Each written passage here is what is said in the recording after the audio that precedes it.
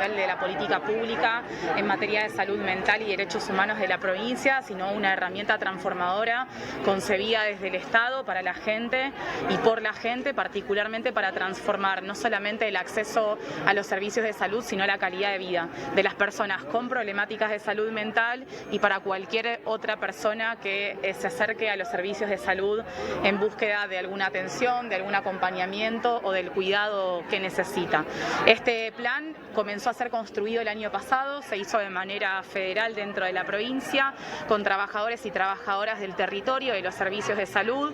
Tiene planteados particularmente 7 ejes, 14 objetivos y más de 100 acciones delineadas para poder avanzar en materia de infraestructura, tecnología, recursos humanos, capacitación, por supuesto las compras inteligentes en materia de insumos y medicamentos y por supuesto lo que tiene que ver con la visión clara que es la que tiene el plan de lo comunitario y lo territorial como la base necesaria para construir salud desde ese punto de vista. Ministra, ¿qué se considera problema de salud mental?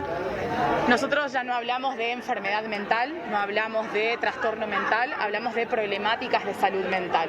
Hablar de problemas de salud implica despatologizar, o sea, no poner el foco en la enfermedad o en la patología, sino poner el foco en el centro o en el centro al ser humano, a la persona como un sujeto de derechos y no solamente siempre estamos hablando de la salud o del derecho a la salud como el derecho a consultar o a ir a un servicio de salud, sino hablar de salud y de salud mental implica el acceso a la educación, el acceso a la vivienda, el acceso a un ambiente digno, al desarrollo cultural, al desarrollo personal, individual.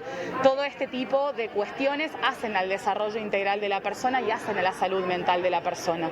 No necesariamente todos tengamos un rótulo de algún diagnóstico o enfermedad mental, pero todos siempre tenemos derecho a tener salud y dentro de eso a tener salud mental. Particularmente el plan está trazado en eso, en acciones y en actividades individuales para aquellas personas que sí tienen algún tipo de problemática de salud mental, le hace enfermedad. Cuando hablamos de enfermedad estamos hablando de depresión, estamos hablando de esquizofrenia, estamos hablando de psicosis, que son enfermedades que ya tienen su diagnóstico, pero cuando nosotros hablamos del acceso a la salud, del derecho a la salud mental, no estamos hablando del rótulo de la enfermedad, estamos hablando de cómo esa persona está inserta dentro de la sociedad y cómo desde la sociedad se construye un sistema de cuidados y sistemas de apoyo para que además de la enfermedad la persona se desarrolle de manera plena.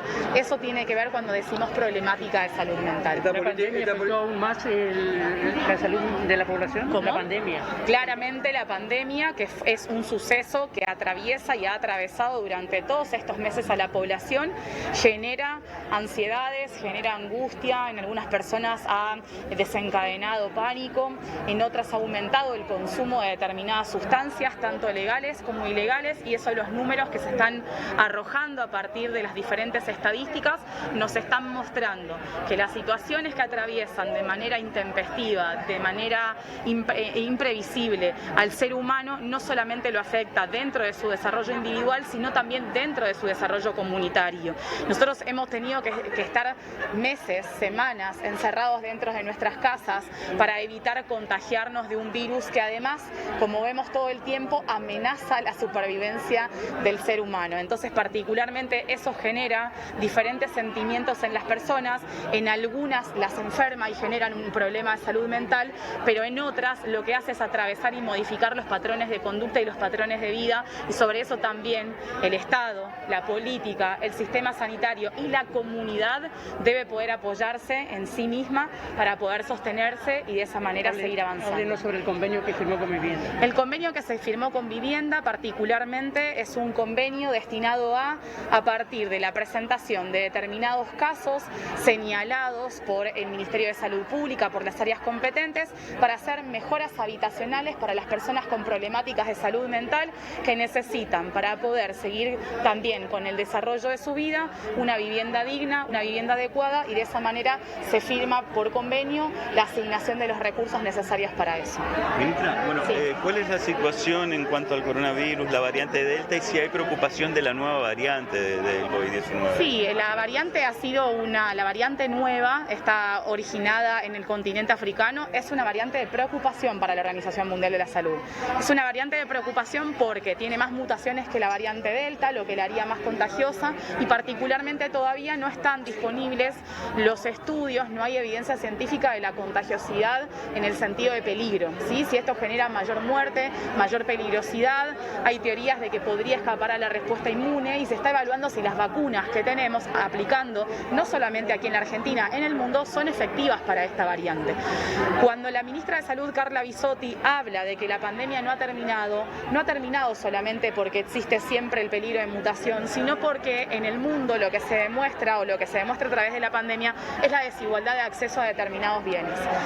No tener al continente africano vacunado implica que el virus va a seguir circulando durante mucho tiempo. Cada circulación hace que la posibilidad de mutación sea mucho más alta y esas mutaciones son las que luego amenazan al resto de los países del mundo. Por eso no pensarse globalmente o no pensar esto como una estrategia global es saber que siempre vamos a estar bajo este tipo de situaciones. ¿La variante Delta en la provincia está controlada? La variante Delta, tenemos algunos casos, han sido reportados hasta el día de ayer, a la noche 9 casos, en los lunes siempre hay un aumento en la detección, son 6 de resistencia, no de variante Delta, sino casos positivos. Estamos esperando las nuevas secuenciaciones, hemos tenido 6 positivos más a variante Delta, esta semana entrante también, estamos esperando la secuenciación para el diagnóstico confirmatorio que se hace en el Instituto de Medicina Regional, pero entendemos que como ha pasado en otras provincias, ya la variante Delta es la variante de circulación en la provincia. La última de mi parte, ayer el gobernador adelantaba que va a convocar al Consejo Provincial de Vacunación y que plantea poner a discusión o debate la obligatoriedad de la vacunación. ¿Qué lectura hay en referencia a esta cuestión? Porque en algún momento hasta se había generado una polémica en torno a este tema. Bueno, particularmente la vacunación COVID no es obligatoria, es gratuita y es universal, pero no es obligatoria. Es una vacuna que ha sido aprobada para situación de emergencia en contexto de pandemia.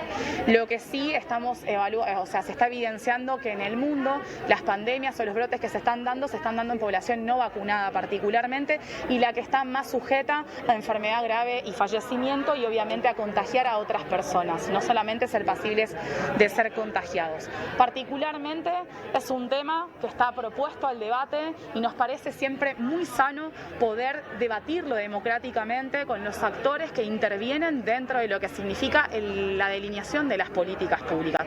El Consejo Provincial de Vacunación se hizo en el 2020 para pensar la estrategia de vacunación a nivel provincial, como una herramienta de asesoramiento, una herramienta de debate para este tipo de cuestiones.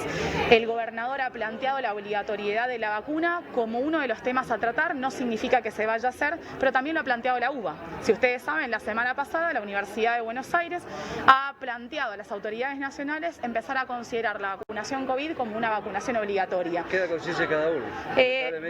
Hoy queda conciencia de cada uno, hoy no es obligatoria. La vacunación obligatoria implicaría caer dentro de lo que significa el calendario nacional obligatorio de vacunación y estar sujeto o pasible de algún tipo de sanción, que no es exactamente así, pero a considerar que para poder acceder a determinados lugares, a determinados trámites o inclusive a determinados derechos, va a ser necesario poder tener el carnet de vacunación al día con respecto a lo COVID. Particularmente son herramientas de debate. La provincia no impone nada, no es una visión autoritaria, al contrario. Lo que se quiere es la búsqueda de los consensos y los consensos implican el diálogo y está puesto sobre la mesa cuál es el motivo de debate en este caso. Nos parece muy sano, volvemos a